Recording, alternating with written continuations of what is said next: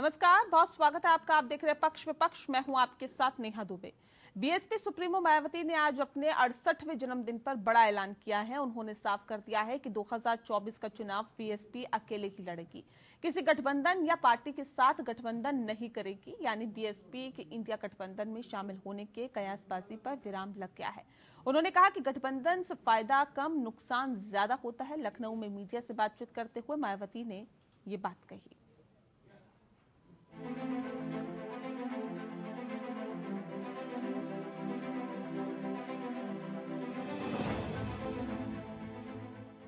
BSP प्रमुख मायावती जब अपने जन्मदिन के मौके पर मीडिया के सामने आई तो ऐसा माना जा रहा था कि वो विपक्षी इंडिया गठबंधन में शामिल होने को लेकर कोई बड़ा ऐलान कर सकती हैं। फिर मायावती ने जैसे ही अपने संबोधन की शुरुआत में सत्ताधारी बीजेपी को निशाने पर लिया तो ऐसे संकेत मिले कि वो इंडिया गठबंधन को लेकर कुछ सकारात्मक कहेंगी। लेकिन उनकी बात जैसे जैसे आगे बढ़ी, तस्वीर उल्टी होती चली गई। जल्द ही मायावती ने बीजेपी के साथ ही कांग्रेस और समाजवादी पार्टी को भी निशाने पर लिया और ऐलान कर दिया कि उनकी पार्टी लोकसभा चुनाव अकेले ही लड़ेगी। यहाँ मैं ये बात भी फिर से स्पष्ट कर देना चाहती हूँ कि हमारी पार्टी देश में जल्दी ही घोषित होने वाले लोकसभा के ये आम चुनाव यहाँ गरीबों एवं उपेक्षित वर्गों में से विशेषकर दलितों, आदिवासियों, अति पिछड़े वर्गों, मुस्लिम व अन्य धार्मिक अल्पसंख्यक समाज के लोगों के बलबूते पर ही पूरी तैयारी व दमदारी के साथ अकेले ही लड़े। दरअसल इंडिया गठबंधन की दिल्ली में हुई बैठक में सपा प्रमुख अखिलेश यादव ने बीएसपी के साथ बातचीत को लेकर तल्ख तेवर दिखाते हुए कह दिया था कि अगर मायावती की पार्टी गठबंधन में आई तो उनकी पार्टी को भी अपना स्टैंड क्लियर करना पड़ेगा। अखिलेश ने इंडिया गठबंधन से सपा के बाहर जाने तक की बात कह दी थी। मायावती ने इंडिया गठबंधन की इस बैठक का जिक्र करते हुए अखिलेश यादव को गिरगिट तक बता दिया। मायावती ने कहा कि कांग्रेस, बीजेपी और उनकी सभी सहयोगी पार्टियों की सोच पूंजीवादी, सामंतवादी और सांप्रदायिक है। ये पार्टियां दलित और अति पिछड़ों को अपने पैरों पर खड़ा होते नहीं देख सकती। इन लोगों को आरक्षण का भी पूरा लाभ नहीं मिल पा रहा है। मायावती ने मोदी सरकार की फ्री राशन स्कीम को गुलामी का टूल बताते हुए कहा कि हमने यूपी में अपनी 4 बार की सरकार में सभी वर्गों के लिए काम किया। अल्पसंख्यक, गरीब, किसान और अन्य मेहनतकश लोगों के लिए जन कल्याणकारी योजनाएं शुरू की थीं।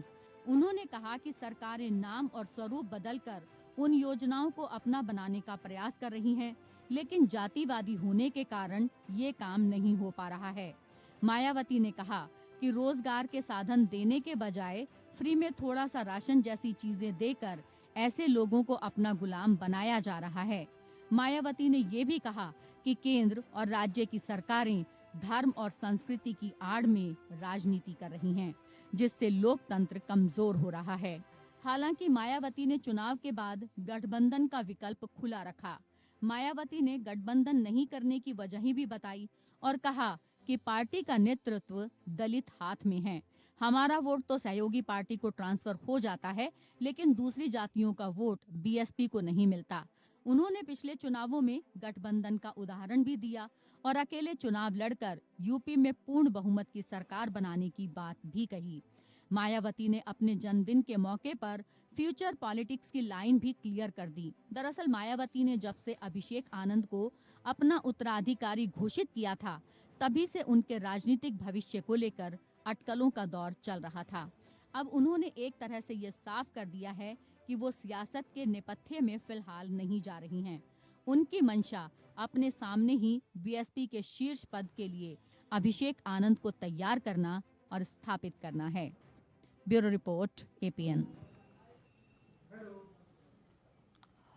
और दरअसल मायावती ने साफ कर दिया है कि वो 2024 का चुनाव बीएसपी अकेले दम पर ही लड़े। क्या वाकई देखने वाली बात होगी कि इसे इंडिया गठबंधन किस तरह से लेता है। इस विषय पे आज हम तफसील से चर्चा करेंगे। खास मेहमान हमारे साथ मौजूद है, उनसे आपका परिचय करा देते हैं। इस वक्त हमारे साथ गौरव मिश्रा जी हैं, प्रवक्ता हैं भारतीय जनता पार्टी के। बहुत स्वागत है आपका गौरव जी। गोपाल कृष्ण जी हमारे साथ जुड़ गए हैं, कांग्रेस के प्रवक्ता हैं। गोपाल जी आपका बहुत स्वागत है। हमारे साथ राम कुमार नागर जी जुड़ गए हैं, सपा के प्रदेश सचिव हैं। बहुत स्वागत है राम कुमार नागर जी आपका। और डॉक्टर सतीश प्रकाश जी हमारे साथ जुड़ गए हैं, बसपा नेता हैं। बहुत स्वागत है सतीश जी आपका। सीधे सबसे पहला सवाल मेरा सतीश जी आपसे ही है।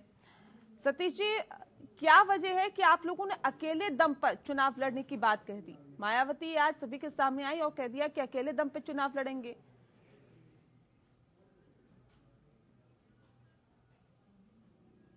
चलिए, ये हमारे साथ अभी जुड़ेंगे, लेकिन इस वक्त हमारे साथ और भी खास मेहमान जुड़े हुए हैं। सीधा रुख कर लेते हैं राम कुमार नागर जी का। राम कुमार जी, देखिए, आप लोगों की तरफ से पहले कहा गया कि आइए मायावती को भी हमारे गठबंधन में आना चाहिए। अखिलेश यादव ने कहा कि देखिए हम उनका बहुत सम्मान करते हैं। उन्होंने तो बता दिया कि गिरगिट की तरह रंग बदलते हैं अखिलेश यादव। ये तो घोर बेइज्जती कर दी। देखिए, उत्तर प्रदेश के अंदर समाजवादी पार्टी हमेशा दलित, पिछड़े, अल्पसंख्यक, किसान, मजदूर, नौजवानों की लड़ाई लड़ने वाली पार्टी है। और पीडीए के मुलायम सिंह उत्तर प्रदेश में सबसे बड़े नेता के रूप में थे, जिन्होंने देश के प्रधानमंत्री माननीय बीपी सिंह जी से 27% आरक्षण और 21% एससी के लिए आरक्षण, ये मुलायम सिंह यादव की देन है, जो आज प्रधान, बीडीसी, जिला पंचायत सदस्य, ब्लॉक प्रमुख, जिला पंचायत अध्यक्ष, नगर पंचायत अध्यक्ष, नगर पंचायत के सभापति। हमेशा पिताजी ने चाहा कि हमारे अखिलेश यादव जी ये चाहते हैं कि पूरे उत्तर प्रदेश में एक माहौल ऐसा बने जो किसानों के पक्ष में हो, मजदूरों के पक्ष में हो, नौजवानों के पक्ष में हो। उसी उद्देश्य को लेकर के माननीय अखिलेश यादव जी ने पूरी दरवाजे खोल रखे थे, जो इंडिया गठबंधन में आए और भारतीय जनता पार्टी को भगाए। उसके साथ अखिलेश यादव जी का हाथ पूरी तरीके से मजबूती से खड़ा था। देखिए, समाजवादी पार्टी इतनी मजबूत पार्टी है कि क्या सन 90 से लेकर के 93 में सरकार रही, 2004 में सरकार रही, समाजवादी पार्टी सर क्या है, ये तो मायावती बता रही है। कह रही है इनकी सभी सहयोगी पार्टी और समाजवादी पार्टी, कांग्रेस पार्टी और तमाम जो सहयोगी पार्टी है, इनकी सोच पूंजीवादी, सामंतवादी और सांप्रदायिक है। ये पार्टियां दलित और अति पिछड़ों को अपने पैरों पर खड़ा नहीं होने देती हैं, उनको कुचलने का काम करती है। देखिए, समाजवादी पार्टी हमेशा दबे कुचले लोगों के साथ रही है, पिछड़ों के साथ रही है, अल्पसंख्यकों के साथ रही है। समाजवादी पार्टी ने हमेशा छोटे वर्ग को उठाने का काम किया है, चाहे वो किसी जाति का हो, किसी धर्म का हो। हम कभी जाति धर्म का नाम लेकर के राजनीति नहीं करते हैं। हमने हमेशा, नेताजी ने ये पढ़ाया है, अगर कोई आदमी दुखी है तो उसके संघर्ष में खड़े हो जाओ और उसके संघर्ष को पूरा करो। ठीक है, सतीश जी भी हमारे साथ जुड़ गए। मैं नागर जी लौटती हूँ आपके पास। प्रोफेसर सतीश प्रकाश जी, क्या वजह है कि बीएसपी सुप्रीमो मायावती ने अकेले चुनाव लड़ने का ऐलान कर दिया? कह रहे किसी भी पार्टी के साथ हम नहीं जाएंगे, किसी गठबंधन के साथ नहीं जाएंगे, कहीं शामिल नहीं होंगे, अकेले दम पे चुनाव लड़ेंगे। क्या वजह इसके पीछे? नहीं, देखिए बहन जी, पहले से ही 2019 के चुनाव का जो गठबंधन हुआ बहुजन समाज पार्टी और समाजवादी पार्टी के बीच में, वो गठबंधन क्यों टूटा एक बड़ा विषय हो सकता है। लेकिन आम तौर पर बहुजन समाज पार्टी का गठबंधन इससे पहले भी अलग अलग दल, कांग्रेस से भी हुआ, आरएलडी से भी हुआ, तमाम लोगों से गठबंधन हुआ। बहुजन समाज पार्टी का जो गठबंधन का एक्सपीरियंस है वो बहुत बेहतर नहीं है। आमतौर पे बहुजन समाज पार्टी का जो वोटर है वो बहुत भोला भाला वोटर है, वो बहुत आसानी के साथ ट्रांसफर हो जाता है। बाकी दलों का जो वोटर है वो थोड़ा चालाक भी हो सकता है, या उसको आप कुछ भी कह सकते हैं, वो बहुजन समाज पार्टी को नहीं पाता। नहीं, ये कौन सी डेफिनेशन है सर कि वोटर चालाक है, वोटर चालाक नहीं है, इसका वोटर चालाक है, हमारा वोटर चालाक नहीं? ये तो थोड़ा चालाक जनता है सर, जनता बहुत भोली भाली है और हालांकि समझती सब कुछ है। नहीं, स्मार्ट कह सकते हैं, मैं चालाक नहीं कहूंगा, मैं स्मार्ट कह सकता हूँ कि वो जल्दी से इधर चला जाता है। आमतौर पे तमाम चुनावों का परिणाम यही बताता है। और गठबंधन को लेकर के देखिए, बहनी ने तमाम पहले दिन से ये कहा, 2022 का चुनाव भी बहुजन समाज पार्टी अपने दम पे लड़ी। परिणाम क्या रहा, हो सकता है कि उसके कुछ और मायने हो सकते हैं। हाँ। अलग अलग स्टेट में, तेलंगाना में भी बहुजन समाज पार्टी अपने दम पे लड़ी। 5 सीटें ऐसी थी कि जहां पे बहुजन समाज पार्टी का कैंडिडेट सेकंड प्लेस पे रहा।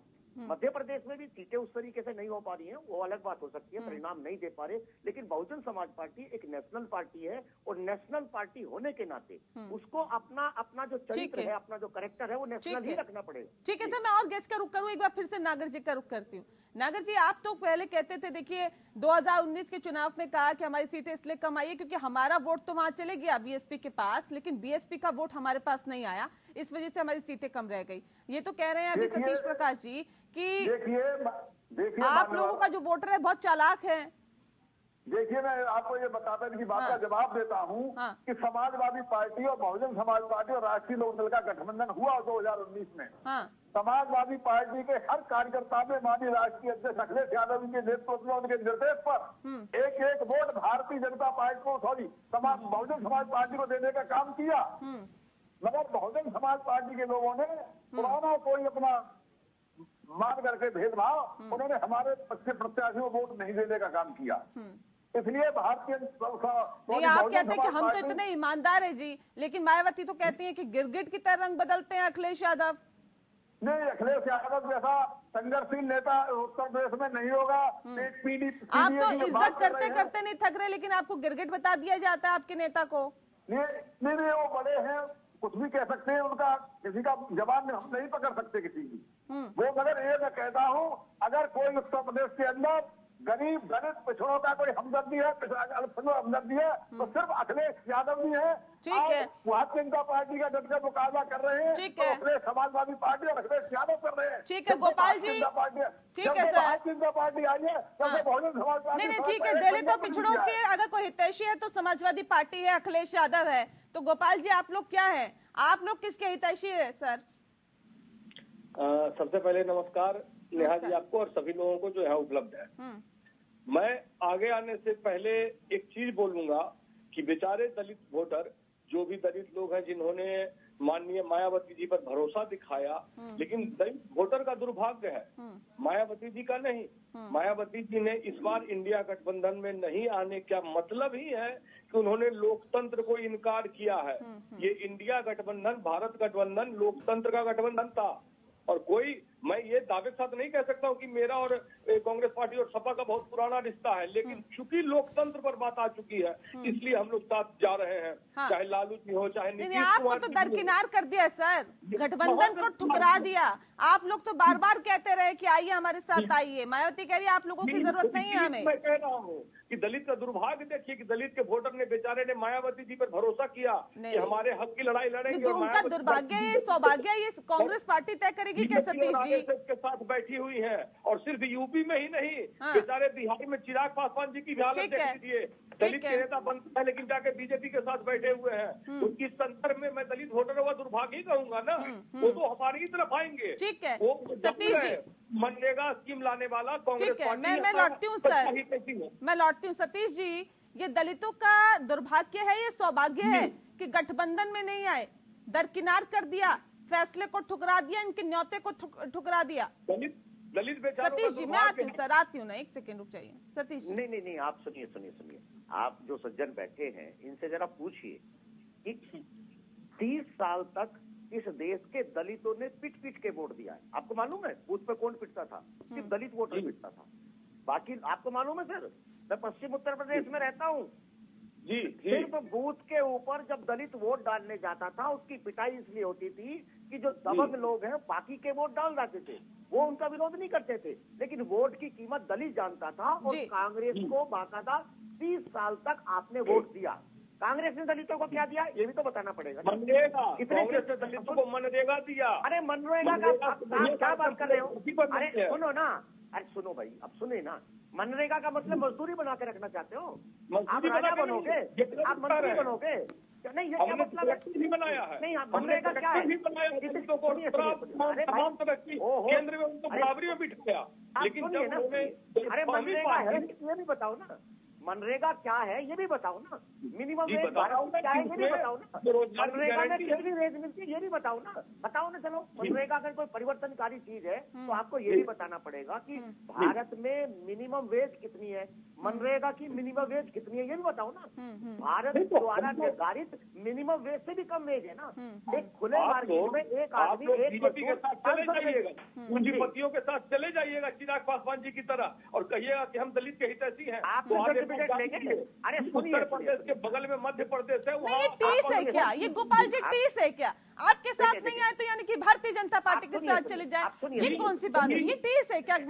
ये गठबंधन की? अरे, आज लोकतंत्र के साथ क्यों नहीं खड़े हो नहीं, रहे आपके हैं? न्योते अरे, को सुनिए ठुकरा ना। दिया उन्होंने, कह रहे नहीं आना आपके साथ। अरे गोपाल जी, अरे गोपाल जी, आप लोकतंत्र के ठेकेदार हैं क्या?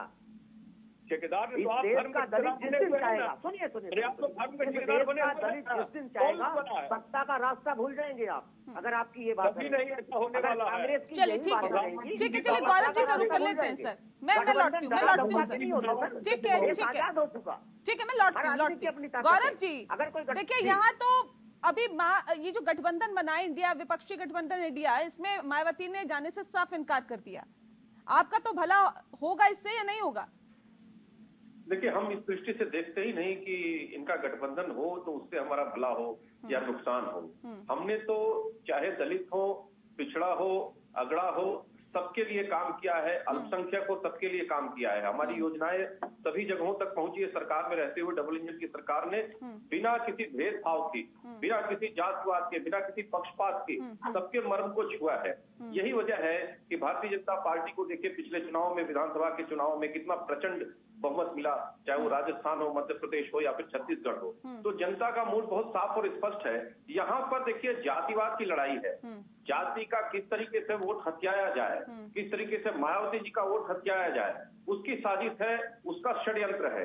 वहीं मायावती जी ने जिस तरीके से पिछले चुनाव में, लोकसभा चुनाव में समाजवादी पार्टी का लाभ लिया, उसको वो स्वीकार नहीं करेंगी। दोनों एक दूसरे के हक को कैसे चुराएं, कैसे उसका लाभ लें, उसकी जुगत है दरअसल। और इस जुगत में सबको अपना अस्तित्व बचाना है, वही समाजवादी पार्टी को अपना अस्तित्व बचाना है। लोकतंत्र के नाम पर जितने भ्रष्टाचारी दल हैं वो एक साथ इकट्ठे हो गए हैं, क्योंकि या तो बेल पर हैं या तो जेल जाने वाले हैं।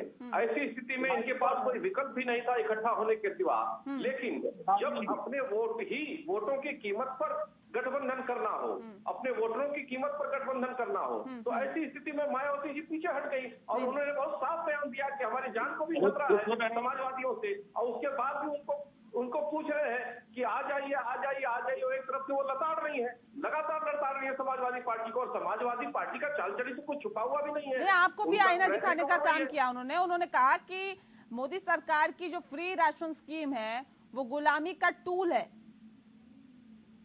नहीं तो 4 बार शासन में रही हैं, उनको गुलामी से बाहर निकाल लेना चाहिए था। आज उन्होंने कहा कि 4 बार की सरकार में हमने सभी वर्गों के लिए काम किया है, अल्पसंख्यकों के लिए काम किया, गरीब के लिए काम किया, किसान के लिए काम किया, मेहनत कश के लिए काम किया, हर इंसान के लिए, हर वर्ग के लिए काम किया। नहीं, काम किया है बता देना एक पक्ष है, लेकिन 1 रुपए में 1 रुपया लाभार्थी तक पहुंचना है दूसरा पक्ष है। वो मोदी जी की सरकार नहीं तक हो सका है। नहीं, वो अडानी जी की सरकार में होता है। मिल रही है, गरीबों को पक्का मकान मिल रहा है, मिल रहा है, वो इसी सरकार ने सुनिश्चित किया है। जब ऐसा नहीं कि जनता ने मौका नहीं दिया, समाजवादी पार्टी को भी मौका मिला, बसपा को भी मौका मिला। 37 वर्ष तक इन लोगों ने ही राज किया है। पिछले 3 दशकों से इन्हीं छोटे दलों का, क्षेत्रीय दलों का शासन रहा है। लेकिन जो इनका वोटर है, वोट लगा गया है दरअसल, उनको इन्होंने मूर्ख बनाया है। उनके वोट की ठीक है गोपाल जी, ठीक है सर। गोपाल जी देखिए, उन्होंने अगर आपके गठबंधन को नकार दिया तो भारतीय जनता पार्टी पर भी निशाना साधा। आप लोग क्यों इस तरह की बात कहते हैं कि मायावती बीजेपी की बी टीम है? ऑफ कोर्स कहेंगे ना, कितनी बार उत्तर प्रदेश गठबंधन की सरकार बनाई इन लोगों ने। आज कभी हमने फोर्स नहीं किया। आज इंडिया गठबंधन के साथ माननीय ममता बनर्जी जी हैं, शरद पवार जी हैं, श्री नीतीश कुमार जी हैं, ये बहुत पुराने सब लोग बड़े बड़े नेता हैं जो कांग्रेस के साथ कभी नहीं थे, लेकिन इस बार लोकतंत्र के साथ खड़े हुए हैं। बड़े नेता हैं लेकिन अकेले नेता हैं। ये अडानी की सरकार है, लगातार वोट डिक्लाइन कर रहा है, नीचे जा रहा है। पिछले चुनाव का ट्रैक रिकॉर्ड देखिए, उनको हटाने का काम चल रहा है इस बार। लोकतंत्र को बंधक बनाने वाले, लोकतंत्र के पॉकेट मार से लोकतंत्र में झुकेगा, लोकतंत्र जनता चलाती है और जनता बचाती है, और जनता ने आपको लगा भगवान विश्वनाथ पे चढ़ा हुआ बेलपत्र ये लोग 5 रुपए में बेच रहे हैं। ये परसों का न्यूज है। यही दिन देखना रह गया था आपको कॉरिडोर बनने के बाद कि एक एक चीज बेचेंगे और उसको प्राइवेटाइजेशन करेंगे मंदिरों का। तो ये जानते हैं कि जैसे ही हमारी सरकार गई, अडानी की सरकार, जीएसटी भी बढ़ गया, ये भी तो देख लीजिए। जीएसटी कॉरिडोर बनने के बाद एक एक करके रखिए ना सर, बात एक एक करके रखिए अपनी बातों को, ऐसे नहीं। ईडी का डर मायावती जी को दिखा करके दलित की चिंता कहाँ है? ठीक है सतीश जी, वाकई क्या ईडी और सीबीआई का डर है? देखिए इस बात को बार बार कहा जाता है। एक सेकंड, मैं आ रही हूँ गोपाल जी, एक सेकंड रुक जाइए। सतीश जी, मैं आपका रुख करूंगी सर। वाकई क्या ईडी और सीबीआई का डर है क्या मायावती को कि वो गठबंधन के साथ नहीं जाना चाहती? नहीं, देखिए गठबंधन अभी ये तय नहीं कर पा रहा कि उसकी लड़ाई बहन जी के साथ है या बीजेपी के साथ है। ये तय करो ना भाई। आप मतलब आप बात क्या कर रहे हैं? आप सवाल आपको बीजेपी से पूछना चाहिए, आप बीएसपी के ऊपर सवाल खड़ा कर रहे हैं। देखिए, जिस देश की 80% आबादी सरकार द्वारा दिए गए अनाज पे जीवन जीती हो, जिस देश में धार्मिक माहौल हो, जिस देश में तमाम चीजों को, तमाम मुद्दों को, तमाम बिजली, पानी, सड़क, शिक्षा, एजुकेशन, विकास, सब कुछ चीजें आप कहीं ना कहीं धार्मिक चादर के अंदर लपेट रहे हो। सवाल उनसे पूछो। और गठबंधन को ये भी सवाल पूछना चाहिए कि देखिए, सिर्फ गठबंधन महत्वपूर्ण नहीं है, जो चुनाव होगा, जिन तरीके से चुनाव होगा, इसको लेकर के भी आम जनमानस के बीच में सवाल है। गठबंधन के लोगों को ये भी क्लियर करना पड़ेगा कि जो सरकारी रोबोट है ईवीएम के रूप में, लोग चाहते हैं कि बैलेट से चुनाव हो। मैं गठबंधन के तमाम दलों के लोगों से ये बात पूछना चाहता हूँ कि चलिए बहुजन समाज पार्टी की इस मांग में शामिल होइए, आइए चुनाव आयोग के पास चलते हैं। तमाम लोग जाकर के, तमाम गठबंधन के लोग जाकर के कहें चुनाव आयोग से कि बैलेट पेपर से चुनाव कराइए। आप आएंगे ना? आपने एक चिट्ठी लिखी चुनाव आयोग को। हमारे नेता माननीय जयराम रमेश जी ने इंडिया गठबंधन के बिहाफ पर एक चिट्ठी लिखा चुनाव आयोग को, और चुनाव आयोग आपने चिट्ठी लिखा है। आप चुनाव आयोग गए हैं? चुनाव आयोग गए हैं? अरे ईवीएम के ऊपर अभी कांग्रेस के किसी भी लीडर ने, क्योंकि कांग्रेस को ये लगता है कि उनने दुनिया की सबसे बड़ी रिसर्च जो ईवीएम के रूप में भारत को दी है। मेरा कहना यह है कि गोपाल जी, पहले हमको तय करना पड़ेगा, अखिलेश जी हो या आप हो या ममता बनर्जी हो, अगर बहुजन समाज पार्टी के ऊपर सवाल खड़ा करोगे तो कहीं ना कहीं आप बीजेपी को ही मजबूत करेंगे। और ये मान लीजिए कि हम दलित मूवमेंट के लोग हैं, हमको मालूम है हम अम्बेडकरवादी लोग हैं, हम धार्मिक व्यवस्था को नहीं बदलने देंगे, हम संवैधानिक व्यवस्था को बचा के रखेंगे। देश का दलित अपनी वोट की कीमत जानता है, वोट से ही हम परिवर्तन करेंगे। माननीय श्री नीतीश कुमार जी, जो 20 साल क्या पूरे आजीवन बीजेपी के साथ रहे, आज उनको लगा कि नहीं, लोग अब हमारी स्थिति बहुत गंभीर हो गई है, देश की स्थिति, जब संविधान पर दाव लग गया है, बाबा साहब अम्बेडकर के संविधान पर। और जो दलित की बात करते हैं बीजेपी, आज अम्बेडकर का ही फोटो वो नहीं लगाना चाहते हैं नए लोकसभा में। बताइए किस तरह की। तो आज हमको हमारे साथ क्यों इंडिया गठबंधन के साथ आप लोगों को खड़ा होना चाहिए था, ये मेरा उम्मीद था। लेकिन सर, अब आप नहीं बताए, कांग्रेस पार्टी नहीं बताएगी ना किसको आना है किसको नहीं आना है। मायावती नहीं आना चाहती, उन्होंने साफ इनकार कर दिया कि नहीं आना मुझे इस गठबंधन में। तो फिर दलित विरोधी बता देंगे। बीजेपी की बी टीम बनी हुई है। नहीं, ये मुख्य बात हो रही है ना, बीजेपी की बी टीम के साथ बीजेपी का। जरा मुझे एक बात कर लूं इनसे, गोपाल जी से। जी बिल्कुल। गोपाल जी, इस टीवी चैनल की डिबेट में आप क्या बोल रहे हैं, ये ध्यान रखना इस बात का। तब किसकी कहाँ जरूरत पड़ जाए, इस बात को मान लीजिए। राजनीति है ये, कल क्या परिवर्तन हो जाए इसको ध्यान लीजिए। आप सरेआम आरोप लगा रहे हैं। आप कांग्रेस के स्पोक पर्सन हैं और बहुजन समाज पार्टी को आप यहाँ टीवी चैनल की डिबेट में बैठ करके बी टीम बता रहे हैं। ये ध्यान रखिए। नहीं, और उसी बी टीम को अपने पाले में लाने के लिए, अपने गठबंधन में लाने के लिए परेशान है। सबसे बड़ी बात ये है। नहीं नागर जी देखिए, ठीक है नागर जी, सवाल इस बात को लेकर भी है सर कि अगर देखिए, अब तो मायावती ने साफ ऐलान कर दिया है कि वो अलग से चुनाव लड़ेगी, तो लगता है कि वोट कटेगा आप लोगों का। देखिए, जब देश में संविधान पर संघर्ष की आवश्यकता आती है, जब तक समाजवादी लोगों का इतिहास रहा है, अकेले ही समाजवादियों ने हमेशा संघर्ष किया है, संविधान की रक्षा की है, कानून की नहीं, रक्षा वो तो की ठीक है सर, वो तो ठीक है, सारी और बातें हैं, अखिलेश यादव लेकिन जी को लेकिन 2019 लोकसभा चुनाव में सुनिए ना, नहीं, 2019 लोकसभा चुनाव में सर, सुन लीजिए नागर जी, सारे रास्ते खोल के रखे। आपसे डबल सीटें लेके आई थी ना बीएसपी, भले ही गठबंधन से चुनाव लड़ी थी, लेकिन आपसे डबल सीटें लेके आई थी बीएसपी। बीजेपी के बाद सबसे ज्यादा सीटें बीएसपी के पास ही थी। समाजवादियों ने ईमानदारी से काम किया था, ईमानदारी से इनको वोट दिया था, तो ईमानदारी फिर क्यों परेशान है जब आप सामने वाले ने ईमानदारी नहीं निभाई, बेईमान के साथ आप गठबंधन करने के लिए क्यों तैयार है? नहीं साहब, राष्ट्रीय नेतृत्व का इसलिए ये संविधान देश के अंदर संविधान खतरे में है, संविधान तोड़ने की नीयत है भारतीय जनता पार्टी कर रही है। तो हमारे राष्ट्रीय अध्यक्ष बड़ा दिन दिखा करके उन्होंने एक रास्ता साफ रखा था, जो भी संविधान को बचाने के लिए। फिर वही बात, बड़ा दिल सर, आपको गिरगिट बता दिया, आना चाहता, गिरगिट बता दिया, आपको रंग बदलने वाला बता दिया, आपको बता दिया कि आप जो है गिरगिट की तरह रंग बदलते हैं। नेहा जी नेहा जी, इन लोगों ने गठबंधन में सरकार बनाई थी, आपको ध्यान होगा। जी 2019 में 93 का समय था जब इन दोनों लोगों ने मिल करके नारा दिया था, मिले मुलायम काशीराम, हवा में उड़ गए जय श्री राम। तो अब इन दोनों के प्रायश्चित करने का समय आ गया है, क्योंकि इन्होंने भारतीय जनता पार्टी का विरोध नहीं किया था, इन्होंने भगवान राम को अपमानित करने का, विरोध करने का काम किया था। इसलिए समय आ गया है ये प्रायश्चित करें, क्योंकि भगवान राम का भव्य मंदिर बन करके वायु भारती को प्राण प्रतिष्ठा होने जा रही है। इसलिए सपा जो है बसपा के लिए बेताब है कि किस तरीके से बदला लिया जाए पिछले चुनावों का, वही बसपा। चलिए वक्त की कमी है, माफ कीजिएगा, रोक रही हूँ आप सभी को, माफ कीजिएगा, रोक रही हूँ आप सभी को। बहुत शुक्रिया आप सभी का हमारे साथ इस खास चर्चा में शामिल होने के लिए। पक्ष में फिलहाल के लिए इतना ही, नमस्कार।